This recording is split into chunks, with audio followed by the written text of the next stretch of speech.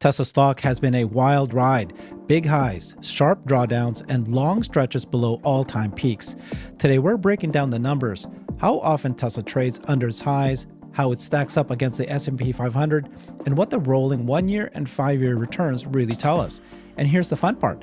Just how many Tesla shares would you need today to hit life-changing dollar amounts if Elon delivers on his compensation targets? My guest today is going to put Tesla's price action into perspective for investors.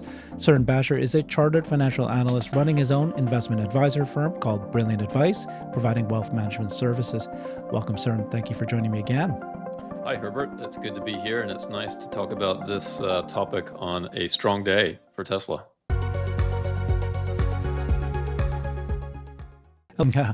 So one of the things that you caught my eye is you often will post analysis on your X account, so people should really follow him at Cern Basher.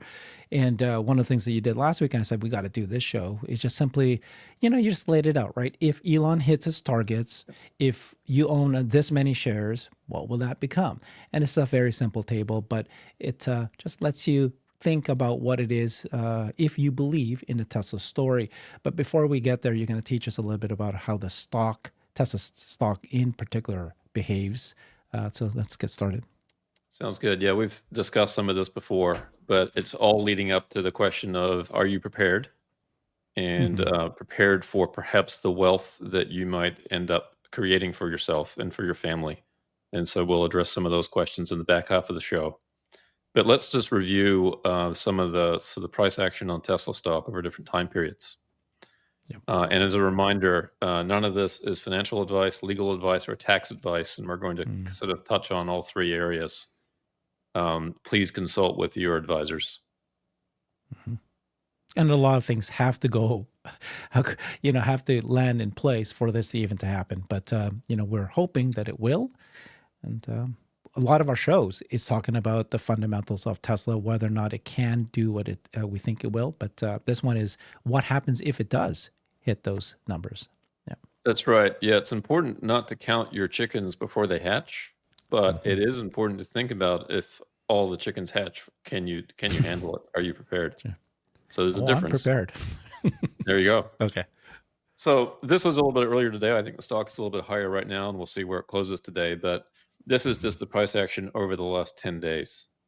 And so you can see just in the last 10 days, the stock jumps around quite a bit. It was as low as 330. And at the time that I grabbed the screenshot, it was at 390. I think before we started recording, it was like 394. So we'll see where it sticks. But just even over very short time periods, the stock for Tesla can jump around a lot. But if we zoom out a little bit, this is a chart of the best 100 days. The red bars on here were the best days in 2024. And so we had the third best day ever in 2024. That day was just after Q3 earnings in October of last year, where the stock was up almost 22% in one day. The best day that Tesla's ever had was up 24.4% in May of 2013. Ever? Yeah. Best single day ever. Ever since IPO. That's right. Okay. And the second best day was it was in April this year, April 9th, was a few days after the Q1 production and delivery report. It was a little bit of a delayed response, but the stock was up 22.7% in one day. So the red bars are the 2024 best days. The green bars are so far the best days in 2025. And you can see there's a number of top 100 days last year and this year. Now, where we are today, the stock would have to be, I think, above 8% gain or something in one day in order to make this list at this point.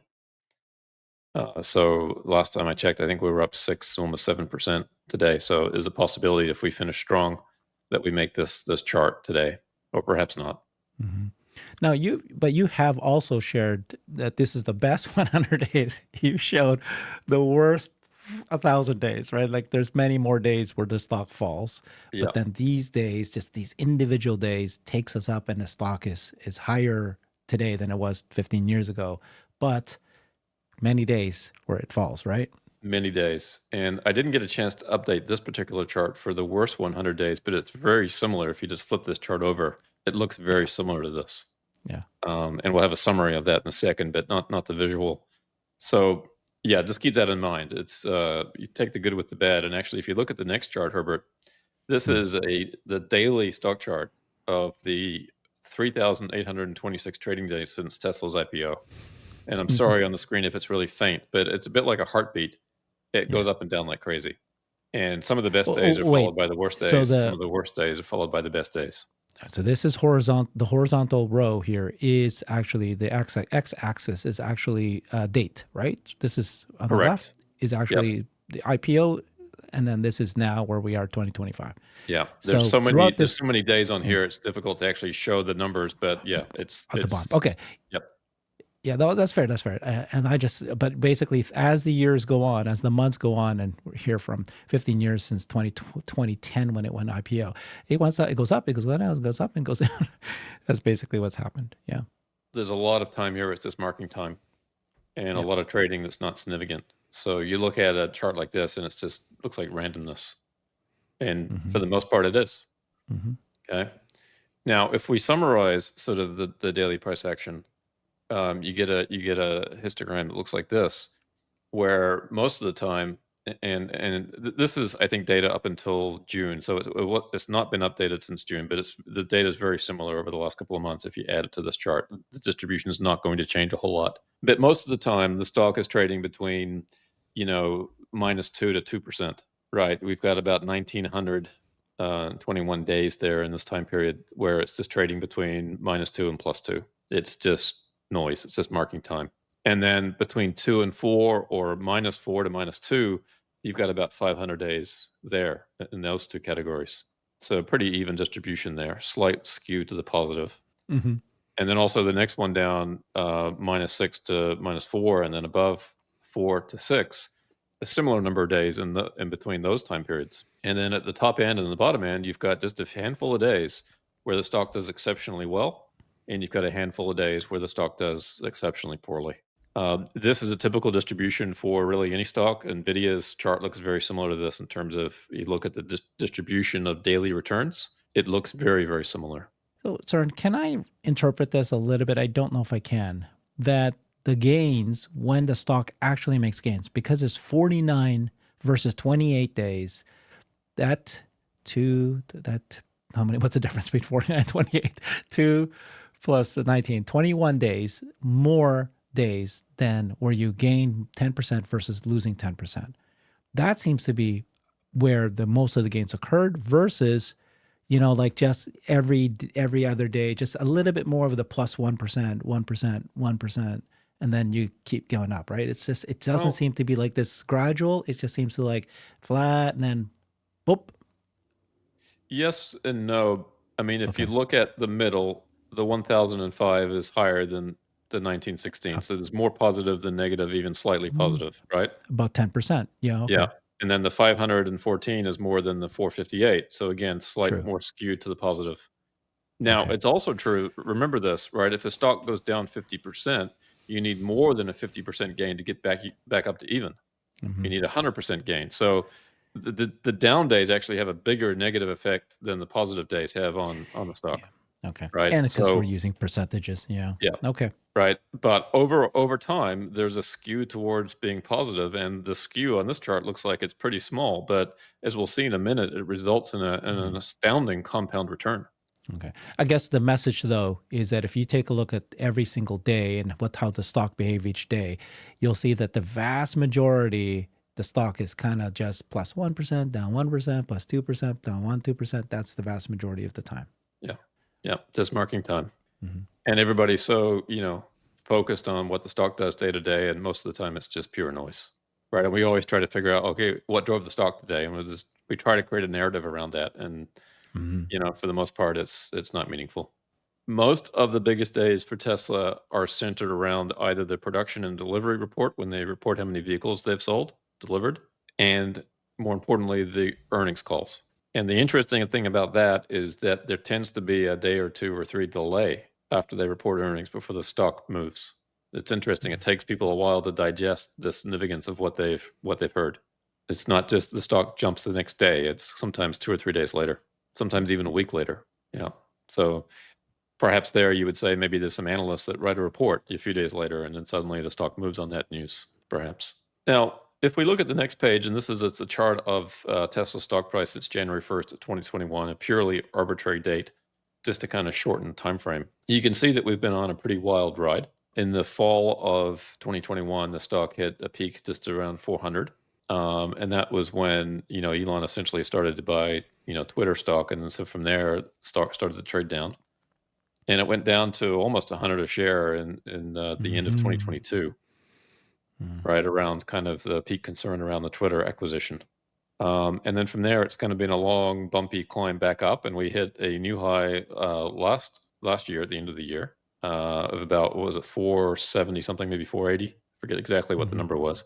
And then a big drop subsequent to that into this year. And now a climb back up again. So it's been a pretty crazy journey the last few years. But if we also, just to add to this, actually, if we take a look at the drawdown chart, drawdowns measure the peak decline from the prior high.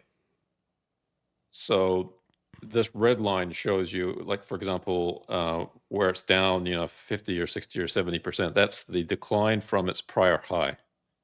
Every time this red line hits the x-axis, it's making a new high.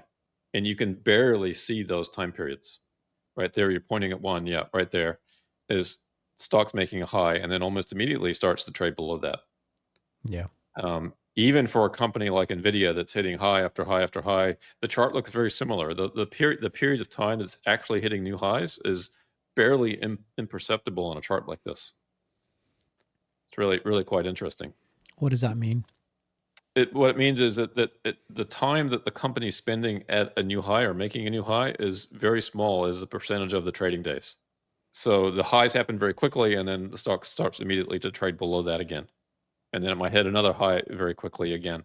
But you can see in Tesla's case, the number of times that it's hit a new high, it's really hard to see it on this chart. You can see a few periods there where it looks like it's maybe hitting high day after day for a little brief period.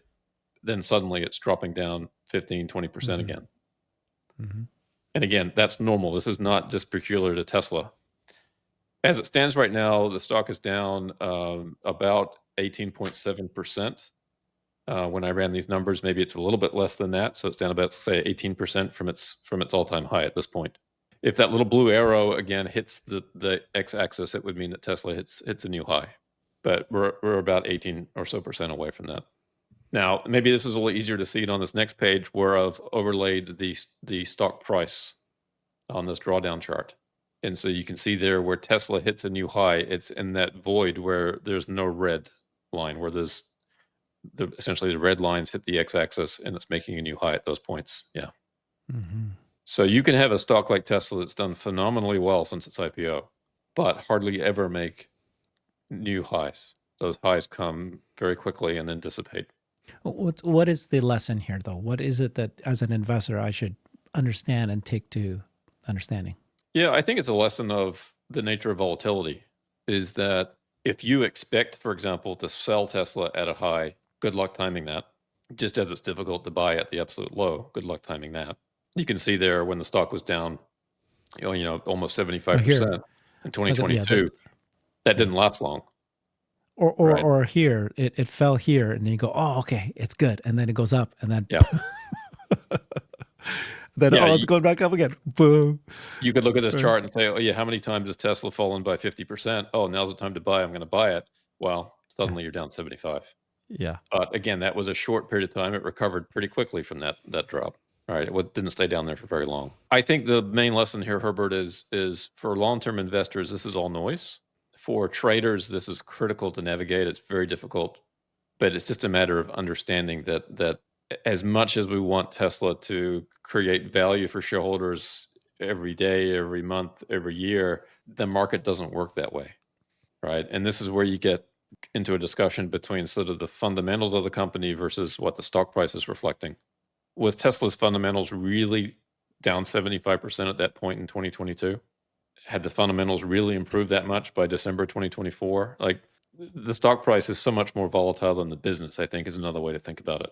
The business is making improvements and working towards a bigger future every single quarter. And the stock price is just bouncing around like crazy around that upward trend. And you can see in this chart, again, there's been 2 periods where Tesla stock has gone from one sort of flat period and then all of a sudden found a new level, and then marked time for a period of time and then found a whole new level. And that, again, is not uncommon with other stocks as well. Mm-hmm. With Tesla, it just seems very pronounced. And sometimes it can be years between one level to the next. So, it's been flat now for 4 years, right? Yeah. Okay. Yeah. And, well, not today, but, like you can see overall. Here, overall 4 years. And some people are saying, right, Kathy Wood said this, which is the longer the base, the bigger the breakout. And the reason is that during this 4 years, look at all these drawdowns. And so anybody who is kind of like don't have the conviction of the business improving, they get tired. And they goes, I'm not here for this. It's not working. Nothing's happening. And they get out. But the stock is the same price it was last year. So there's some people that have replaced them and they have hopefully more conviction. Is that true? Do you think that's right? That remains to be seen. I think we'll see. The way I think about it is, and I mentioned this a little bit on Cyber Bulls last night, is that a lot of market participants are just focused on the near term. So that's why the stock went down so much, just because the near term for Tesla was deteriorating, right? They weren't making as much money selling EVs. The number of EVs that they sold went down. There's all these challenges that the company faced. But when I run a model, I'm looking at the present value of all future expected earnings. I'm creating a discounted present value. And as I look at this business, that discounted present value has been growing over time. As we add in the Optimus opportunity, as we add in robo-trucking, as we add in robotaxi, all these new business opportunities that Tesla's working towards, it's only served to increase that potential future value. And so I love a situation where there's a huge disconnect between the current price and what Wall Street's focused on, and that growing present value calculation. And at times, people that are short-term focused will win over. And then there are other times when that more optimistic shareholder is going to drive the stock, right? But the fact that Tesla has marked time for the last 4 years, to me, it spells opportunity more so than it spells risk. It's only risky if you are a short-term shareholder. If you're a long-term shareholder, it's been a gift, particularly if you've been acquiring shares. Yeah. So you've done quite a number of forecasts, and you've shared it on this show, and you'll do sensitivity rating. So you don't say, this is what's going to happen. It's going to be, robots going to be 100 million sales by this year. You're saying if 10% success, it's going to be here. If it's 50% success, it's here. If it's 80% success, it's here. But you can pick something there where you want to be bearish, you want to be bullish, you want to be something. And then you take that in whatever year you think it's going to happen, and then you bring it down to what should then, if that's what we expect the earnings will be 5 years from now, what should the price of the stock be worth today? And then you've also done zero robots, 50% market penetrate, or 50% of what people think robotaxi is going to do, and just go, let's just go with 50%, like something, a little bit more reasonable. Then you bring that back, and all the times you've done it, the stock should be worth more than what it is now. Yeah. And that gives you the conviction that, okay, your present value of the stock, what the stock should be priced today, is higher than what the stock is now. And that says, okay, there's that disconnect. People are still not getting that this is the potential future of this company, right? Yeah. Yeah. And the pushback I get from that is they say, "Oh, that's all well and good, but you're looking too far in the future. We can't predict anything that far out." Right. And I say, yes, I agree that is difficult. But that said, I don't think we should ignore it either. The alternative to me is not just to focus on the next year or two's earnings, because then you're going to miss that potential inflection point when robotaxi kicks in, when Optimus kicks in, robo-trucking kicks in, right? So maybe there's some happy middle ground there. It's not just let's focus on the next quarter or the next year's earnings and apply a PE multiple to it and say, is that cheap or expensive? That is also the wrong way to do it. Mm-hmm. So it's interesting. It is going to be a constant battle between those focused on the short term and those focused more on the long term. That's just the nature of investing. And I think that's why we get some big peaks in the stock, and that's why we get some big troughs. Sentiment, I guess, is a short-term focus. Mm-hmm. Yep. So this next chart is just a nice way to visualize how frequently Tesla's made new highs. If you count the number of trading days from one new high to the next. And you can see sometimes that's like day after day after day. If you look at the little blue line close to the x-axis, you can see there's a little sawtooth there. The new highs are coming fast and furious. But then sometimes the length of time between new highs stretches out to as long as almost 800 days in the case of the last new high that we saw back in December. Now the count is approaching 200 days since then. Again, there's nothing that you can look at here and predict anything in the future. Sometimes the new highs come fast and furious, and sometimes there's a period of time between them. Again, this is not inconsistent with other stocks. Okay. It's not so much fun as an investor waiting, 700, 800 trading days. In calendar terms, that's 2 or 3 years. It's a long time. That's a long time. Oh, if you could time this, and you would have sold Tesla on the 21st of 2021, bought NVIDIA, and then buy back. Yeah. But now, I recall Microsoft after the dot-com bust, 14 years from one new high to the next. Yeah. So this is child's play compared to what Microsoft investors suffered through. And same thing with Amazon, a very, very long period of time. Mm-hmm. So that's patience to the extreme. I don't know how many Microsoft shareholders held through that entire 14-year period, or Amazon shareholders, probably not that many, right? But look at where both of those companies are today. You would have been a very happy shareholder had you just held on to those shares. Very difficult to do, particularly when there's other companies doing well and making new highs, and you're stuck with your shares that are, languishing. It's very difficult to do. That's what happened to me, Cern. I had bought Amazon stock when I was in Canada as a Canadian. It's stuck in an RRSP, which is equivalent to the IRAs here in the U.S. When I moved to the U.S., I wasn't allowed to buy or sell the stock in that account. And so I ignored it for all these years. And now I look at it and go, okay, it was actually a good thing. There you go. Yeah, sometimes doing nothing is the best thing, and particularly if you're forced to do nothing, that's an even better situation to be in. Yeah. You had the courage of your conviction to buy the stock in the first place, and sometimes you just need the patience to wait it out. Yeah, but people don't have 14 years. Some of them, if you do, great, pick the right company, stick with it. But if you don't, don't. Well, you don't may pick say the ones that, and if you consider somebody who's, let's say 85 years old, and you say, well, that person doesn't have 14 years. Right. Well, they may, but also chances are at that point, the money is for the next generation or two. So actually the time horizon actually may be quite a bit longer than 14 years. Again, this is where some diversification makes sense. You don't necessarily want all your investments in a stock that could languish for 14 years, but it may not be such a terrible thing if you've got the right company. Again, it's not an ideal situation. You're not looking for that, but should it happen, sometimes it takes a lot of patience, particularly if you're happy with the progress that the company is making on an operational basis. All right, and just to drive this point further home on the next page is, again, if you look at the percent of time that Tesla trades below its high. So what percent of the time does it trade below minus 5% below its high? Well, 88% of the time, it's 5% below its high or lower. So in other words, only 12% of the time is it trading within 5% of its previous high. Okay, so very, very small percentage of the time. 79% of the time, it's trading 10% or more below its high. 65% of the time, it's trading at 15% below its high. Over half of the time, it's trading at 20% below its high. Again, I'll say that again. More than half of the time, Tesla stock has traded at more than 20% below its high. Yeah. Okay, so very common. Again, the numbers for NVIDIA look very similar to this. This is just the nature of investing. It's very uncomfortable. Stock hits a new high. Suddenly, it's down 20% from its high. It's like, oh, I wish I would have sold it.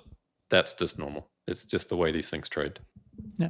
And I think this tells you that even if an all-time high, that means that at that point, buyers and sellers, isn't it, that set the price?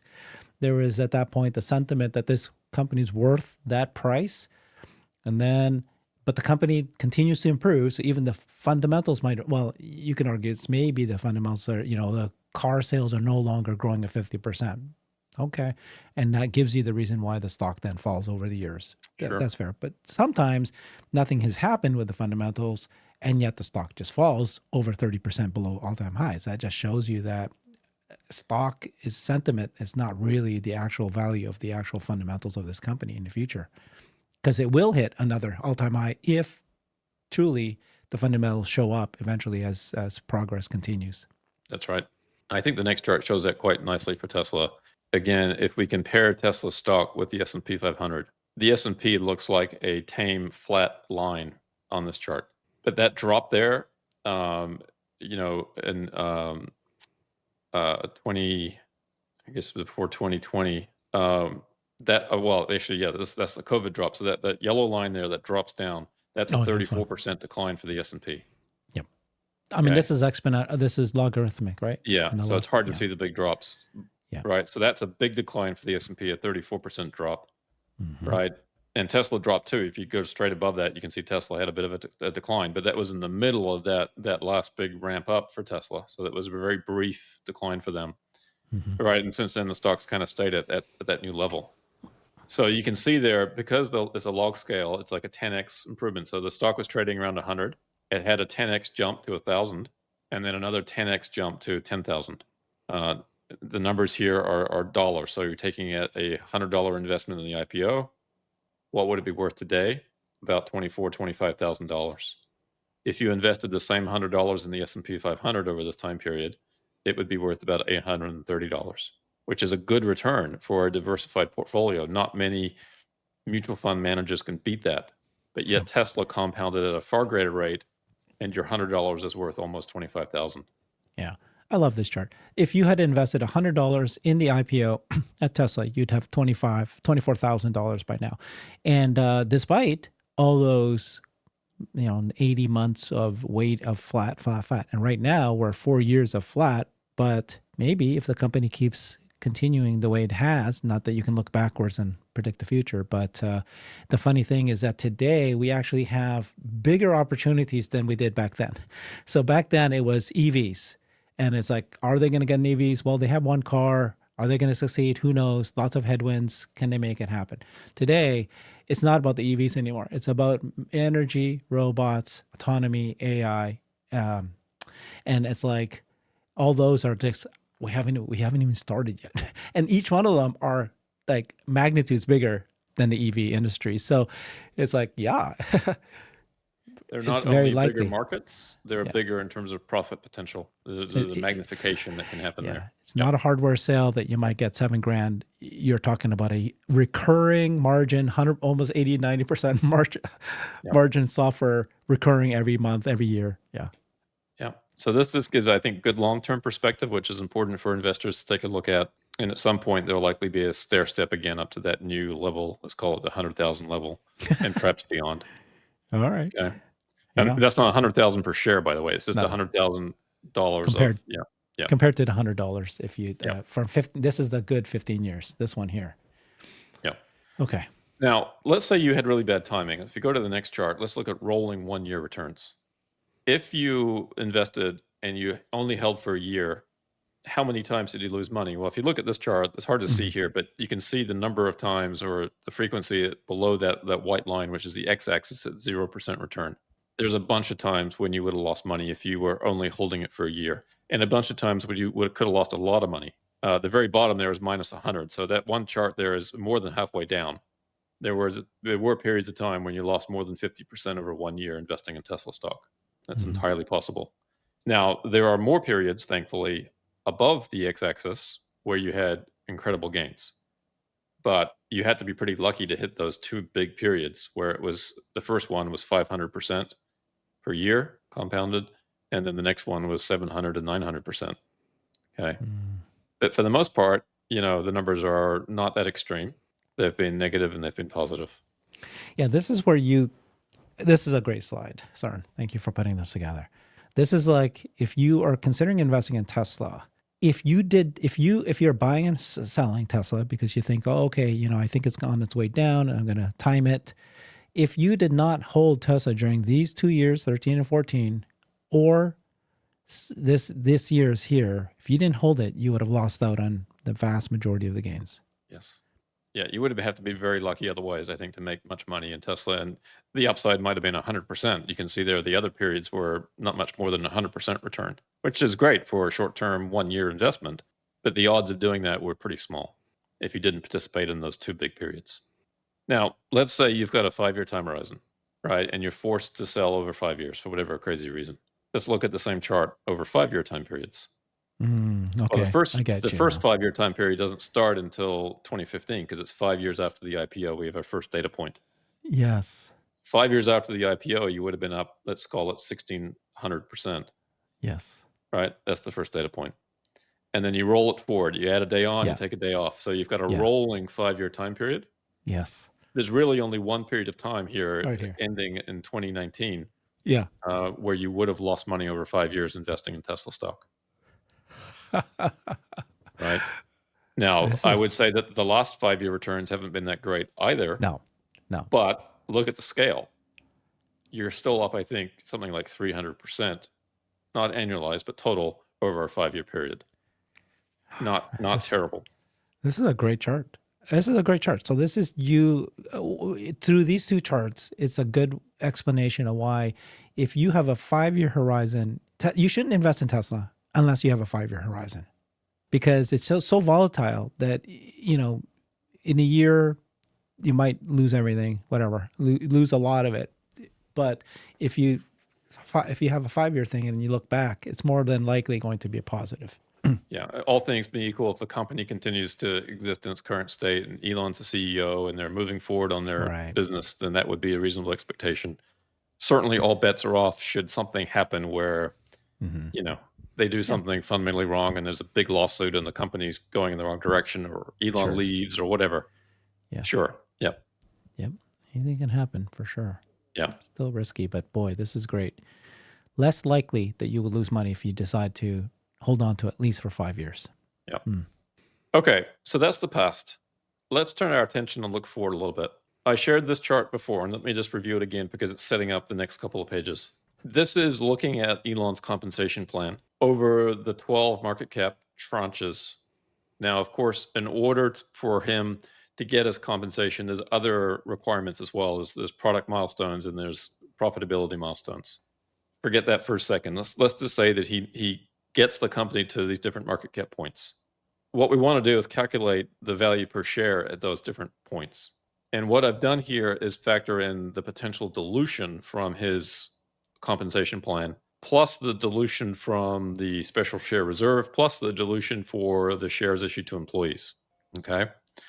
So at worst, we're looking at 17.5% dilution over this time period. And you can see the price per share at the different market cap milestones. So today, if the price, when I did this morning, the price was at 370. It's now higher. That's fine. But then let's say the market cap gets to 2 trillion. The price per share with the dilution in the worst case scenario is about 550 a share. Okay, 2.5 trillion, 683, et cetera. So we can build this price per share column at the different market caps. Now, the very last line is if they hit that 400 billion EBITDA number.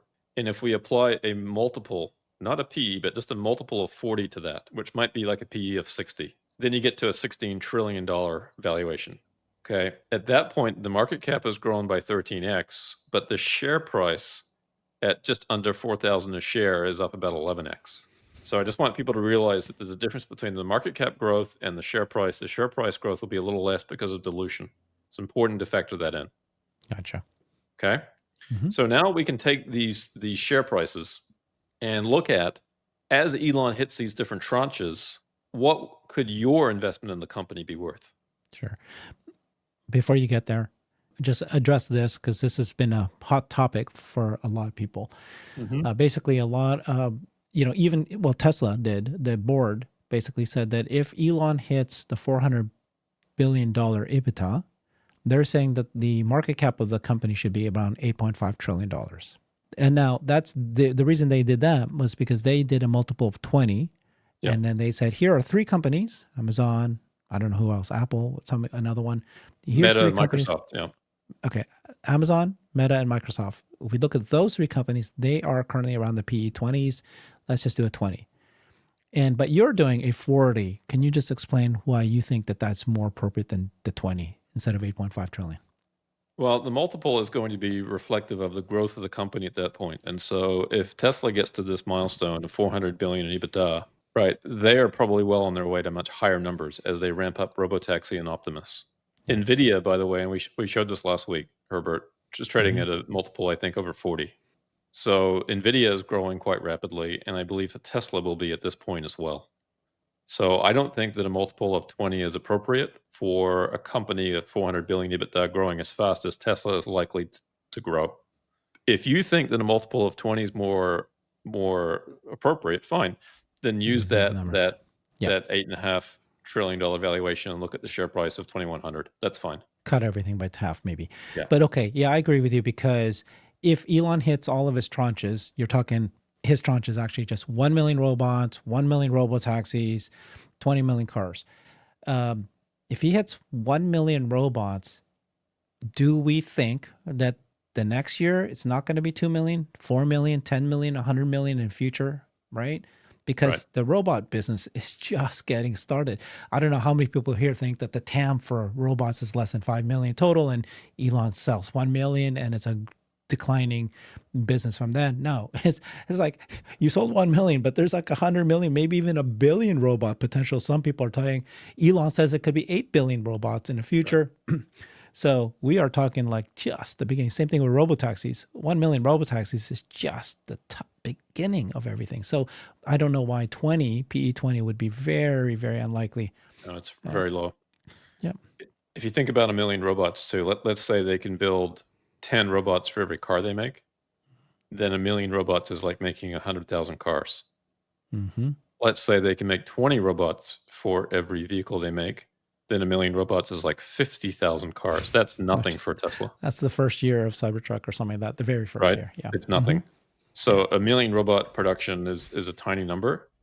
It's a milestone along the way. It's a signpost along the way in Tesla's growth. Yeah. Yeah. Okay, so we can take these price per share numbers now that we've calculated them and factored in dilution, which again is very important. I've seen people use higher numbers for price per share at these different tranches. And you're forgetting. I think you want to be more conservative about that. Yeah. Okay, now again, this could be worst case. It could be better than this. Yeah. But you can't just take the market cap went from 1 trillion to 2 trillion, therefore I'm going to double my shares. Right. You can't exactly do that. You have to just realize that there's going to be some dilution. Yeah. Now let's look at how many shares do you need to own if you want to have $1 million. Yeah. And we're not putting a time frame on this. So I'm not saying it's 1 million by 2030, or I guess at the very least it would be 1 million by 2035, because that's when Elon's compensation plan ends. So if you want to put a time frame, it's in 10 years, but it could be sooner. So at today's current market cap, again with a price of 370, it's now a little higher. You would have needed 2,703 shares in order to have $1 million invested in Tesla stock. But if you want $1 million invested in Tesla stock at some point in the future, if we drop all the way down to the bottom of the table, and let's say Tesla has met that $400 billion EBITDA and it's trading at 40 multiple on that, it's a $16 trillion valuation. In order to have $1 million at that point, you would need about 250 shares. Okay, so I'm just kind of trying to show here at different points in time in between those two extremes, today and that future point, how many shares would you need to accumulate if you wanted to hit $1 million? Just to give people a sense of, if they're trying to build a position in Tesla and they have a target of hitting a certain number, here's one way to look at it. If you wanted to have $1 million invested in Tesla by the time the stock is a $4 trillion company, then you would need almost 1,000 shares, 942. And the stock's trading at about $1,000, $1,062 a share at that point, roughly. Okay. Now let's extend it out. Let's say that your goals are a little higher than 1 million. Let's go 5 million. Then here's the share calculation for that. You need about 13,500 shares today if you wanted 5 million in Tesla stock, or if you're willing to wait to get 5 million by the point that Tesla is worth 16 trillion, that's 1,255 shares. For every 1,000 shares you have, 1,255 shares you have, by the time you hit 16 trillion, that would be worth 5 million. Yeah. And then just for fun, we can kick it out to 10 million. And then we've got 25, 50, and 100 if you want to just fast forward. Yeah. Yep. Okay, so if your goal is to be worth 100 million, by the time that Elon has met all of his goals in this performance plan, you would need to accumulate just over 25,000 shares. Mhm. Or if you have 25,000 shares today already, then that's what it might be worth at that point. Anybody can do this math. You can take the numbers in that price per share column and divide that into the target amount that you have for your wealth if you have a target number. Okay, or this shows you how many shares you would ideally want to accumulate in order to hit that target if you're not there today. Okay. Now, another way of looking at it is, let's say you've acquired all the Tesla shares that you possibly can, and you can't buy anymore. You're done. You've invested all your capital. What would those shares be worth using the same kind of calculations in the future? Okay. So here I've kind of turned this table around, and on the column there on the left is the number of shares held. Just for fun, I started at 69 shares. Why not use that number? Sure. But I've got 100, 250, 420. Again, why not use that number? 500 on up to 100,000 shares. Believe it or not, there are people out there, individuals that have 100,000 or more shares. So let's include them too, Herbert. If the market cap hits 2.5 trillion, based on the table we showed a couple of screens ago, the share price at that point, factoring in dilution, might be 683 a share roughly. Mm-hmm. And this shows then what those 69 shares would be worth, about $47,000. Mm-hmm. Okay. 420 shares is worth 286,000, and 100,000 shares is worth 68.2 million. If you follow this table out across to the right at those different market cap milestones, right, all the way to the far right of 16 trillion, when the EBITDA is 400 billion times the 40 multiple, that 69 shares could be worth as much as about $275,000. So you may feel like you've got a small investment in Tesla currently, but that investment actually could compound to something pretty significant. And then likewise, the person with 100,000 shares has almost $400 million. Okay. Future dollars, they may not be worth as much as 400 million is today, but nonetheless, 400 million in future dollars. If Elon is able to meet all the goals in his compensation plan. Again, not counting our chickens before they hatch, but thinking ahead and saying, okay, what might this be worth if Elon is successful in executing on his plan? To me, this is a valuable exercise for every shareholder to go through and think about where they're going to be. As you calculate this, is this enough for you? Is it some amount that is so staggeringly large, you ask yourself, now what? Like, what am I going to do? Are you prepared, for example, to have a portfolio that's worth $40 million if Elon reaches his final target? These are important questions, I think, for investors to think about and plan for. Okay. Just like people put together wills and trusts when they think about their eventual death, there's also some important planning considerations when you're coming into potentially a lot of wealth. And the sooner you think about that, the better you can prepare for it and put plans in place to make sure that you've got things well protected. So, okay. Herbert, you and I did a show at the end of last year where we talked about Tesla legacy. And if you just flip to the next slide for a second, unless you have any comments on this. Yeah, obviously, just the caveats. The huge caveat here, of course, is, what we're doing today, what you're doing today is simply if Elon hits his targets. Yep. And Elon wants to hit his targets because he doesn't get paid unless he hits his targets. If you think that there's even a good chance, there's a chance that he might hit his targets, here's what it might be. We don't want to tell people, this is what you're going to make. You better put in a lot of money. We don't know. This could, like you said earlier, you already outlined many risks. Elon, as you know, what happened with the assassination recently, who knows? Things like that could happen. Maybe there's some sort of banning of humanoid bots, right? Anything can happen. Banning of robo-taxis. These things could happen. So it just, we're not saying, I'm not saying, you're not saying that this is guaranteed. Every person has a different financial scenario. Do not get greedy. Don't go and say, oh my God, I'm going to just sell my house and I'm going to put it all in. We're not saying that. Every person is very different scenario. So, if you really need financial advice, talk to a financial advisor. Cern is a financial advisor, but it's like, you're not, again, just, this is not a promise of what can happen in the future. I just, it's a scary exercise to say, oh man, someday I can make this much money. I better throw in a lot of money now. It's a gamble. But you're just saying this is if Elon hits his targets, this is what could happen. Yeah. Yeah. No, very well said, Herbert. It's important. Those caveats are very important. That said, again, I think it is important to think about what could be. And if you think about what could be, then what is the impact, the potential impact on you and your family? Yeah. So I think that's fair too. I mean, just like you should today plan of what could happen if you lose all your money, because that's a potential for all of us at any moment. You would have insurance. You would consider, you'd want to have a set amount of money set aside that is safe so that you can pull it if you lose your job, if you lose disability, those kind of things. People always plan for that. Same time, what you're saying is that, well, if you do make this money, there's things you need to do today maybe to prepare if that happens, or to start thinking about, because if it does happen, it's a fun exercise, but it's also, like you don't want to just ignore it, because there's some things you could do today that can help you if it does happen, that small chance it happens. Yeah. And I'll show you a couple of concrete examples here in a second as to why I think it's important to think about this. But in general, when you think about your legacy, the first question you have to ask is, do you have enough for yourself and for your spouse? Okay. If you've checked that box, then do you have enough for your kids and family, depending on what you want to leave and do for them? Yeah, some people don't want to give money to Right. their kids because it's actually could be damaging to give That's money right. to your kids. So some people want to do this, and others, rightly so, maybe don't need to think about that. Yeah. And there's different things you can do there. It's not necessarily all or nothing. There's different ways of doing that through trusts. And then beyond that, what can this money do beyond my family? Some people have discovered that they have so much wealth that they've created already in Tesla and other investments, that they're starting to think beyond their family and what they can do for a broader society at large.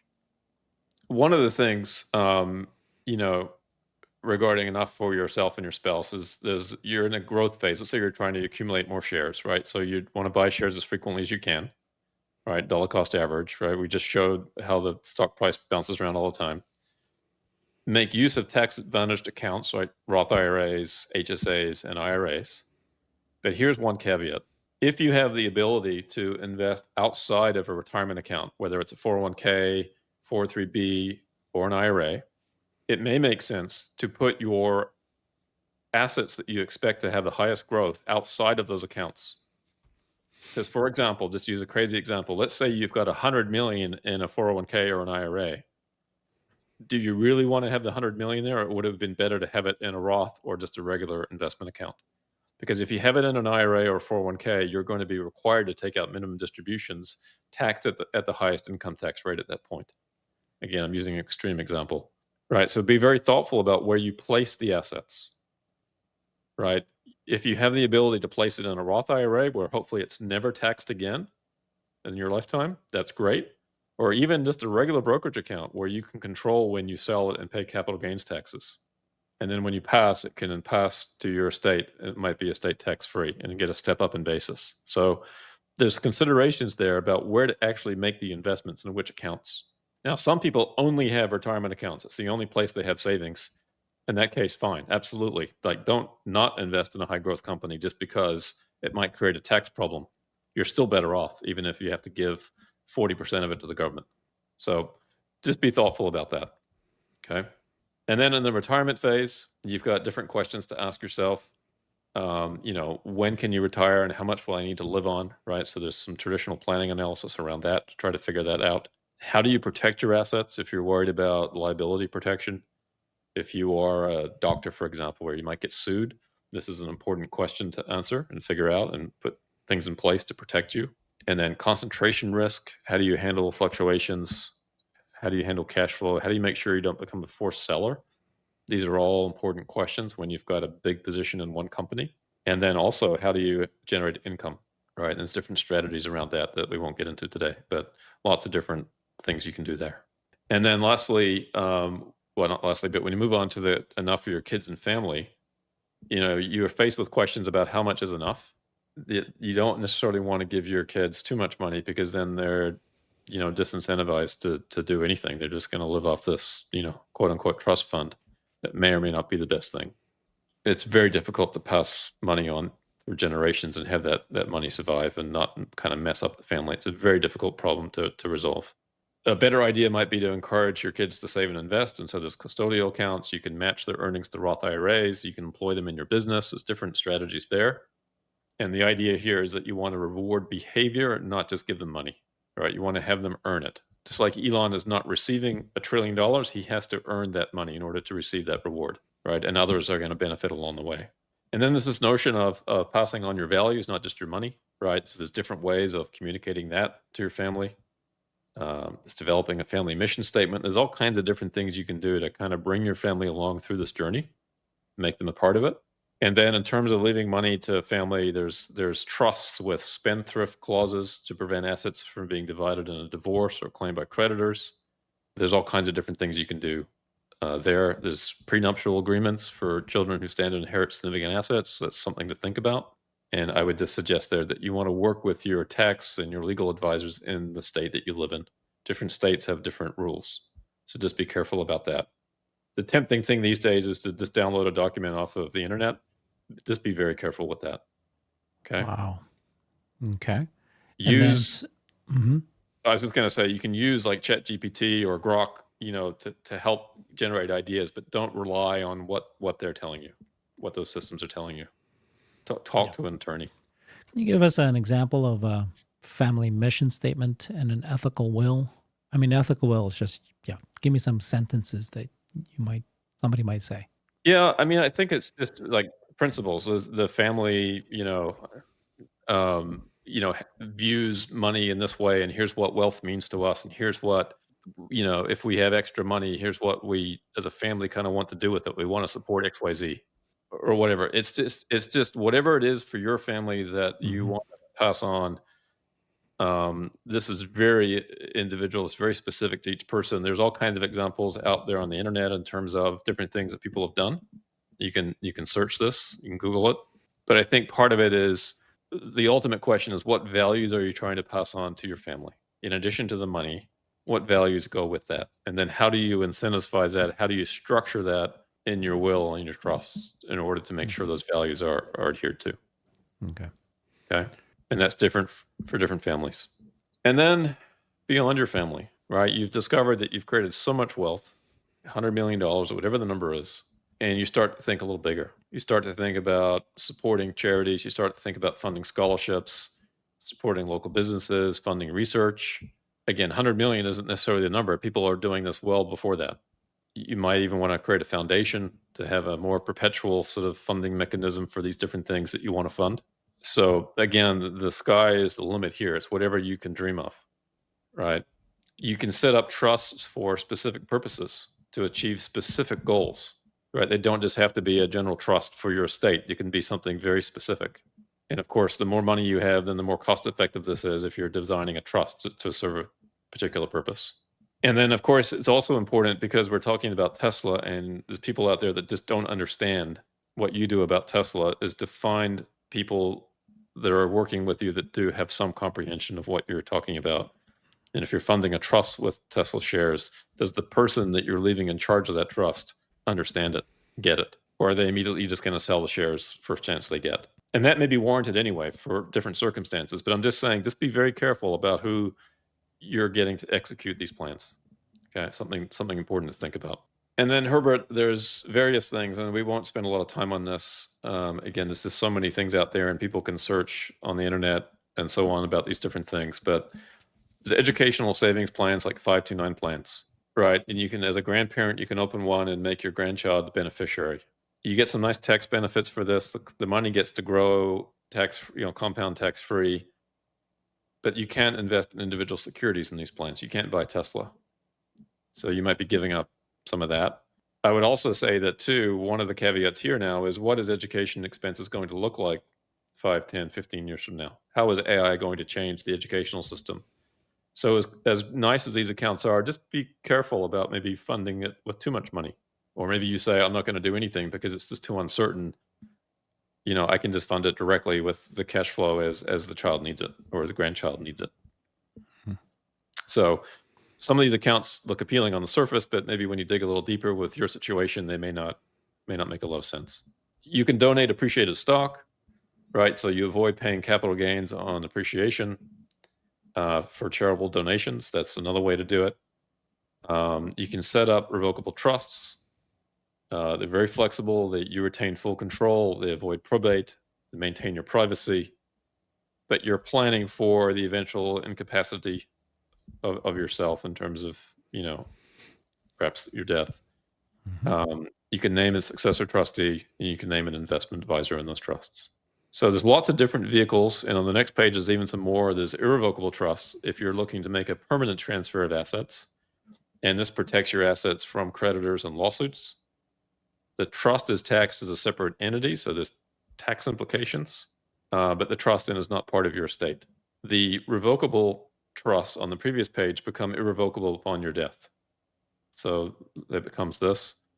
And you can set up all kinds of different trusts, special needs trusts, irrevocable life insurance trusts, charitable remainder trusts, and there's different forms of those, CRATs and CRUTs, charitable lead trusts, and generation skipping trusts. Again, you can structure these to meet any kind of objective that you have. It's really quite amazing. And then for people with a lot of money, family limited partnerships can be really great, and then family foundations. So I just wanted to touch on all this to say to people, start thinking about this future and make sure that you've got something in place that is covered for your situation. Again, we're not counting our eggs before they hatch, but sometimes with planning, the sooner you get something in place, the better off you are, particularly if it involves taxes. Perhaps the sooner that you get those assets at lower values, you're getting more money out of your estate. As it stands right now, the federal state tax exemption is about just under 14 million per person. Okay, so for a couple, it's twice that. So if your estate, let's say, is under 28 million, you're not going to pay estate tax. If it's more than that, then you've got some considerations. Now, I would say this, that in 2026, that's expected to be cut in half if nothing's changed. So even if you are, let's say at 10 million today, and you think you're fine, you're under the 14, well, you may not be a year or so from now. So you just have to be very thoughtful about the stuff and realize that these things are constantly changing, and you might want to continually have discussions with your tax and legal advisors to make sure that you're still in good shape. Okay. And by the way, if you're giving money away, the annual gift tax exclusion this year is $19,000 per recipient. And if it's a husband and wife giving to their kids, both people, the husband and the wife, can give 19 each to the child. So if you're looking to get money out of your estate, that's another way to do it on a periodic basis without waiting until you both pass. So there's all kinds of different things there. Again, talk with your advisors about what's right for you. But I just wanted to share that because I think that a lot of Tesla investors are going to wake up one day and realize that they've created a lot of wealth. And I'm worried that many of them haven't prepared for it.